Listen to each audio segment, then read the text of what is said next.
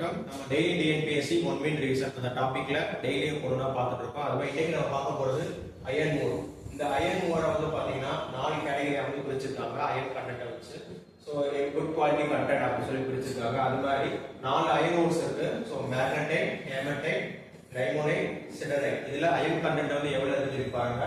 அதிகமா iron content வந்து 72% இருக்கு. அதான் வந்து pure iron. 72% of pure iron இருந்துச்சுன்னா அது வந்து மேக்னடைட், அது வந்து ரெட் கலர்ல இருக்கும். அப்புறம் ஹேமடைட் அப்படி பாத்தீங்கன்னா பிளாக் கலர்ல இருக்கும். அது வந்து 70% ஆஃப் பியூர் அயன் இருக்கும். அடுத்து லிமோனைட் பாருங்க, கலர் வந்து பிரவுன்ல இருந்து எல்லோ வரைக்கும் இருக்கும். 50% ஆஃப் பியூர் அயன் இருக்கு.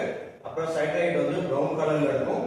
30% ஆஃப் பியூர் அயன் வந்து பிரசன்ட் ஆயிருக்கு. ஸோ கொஸ்டின் கேட்கலாம், எத்தனை பெர்சன்டேஜ் ஆஃப் பியூர் அயன் இருக்கு அப்படின்னு சொல்லிட்டு நான் இந்த பக்கம் இந்த 4 கொடுத்துட்டு அந்த பக்கம் அந்த மாதிரி 72%, 70%, 50%, 30% அந்த மாதிரி கேட்கலாம்.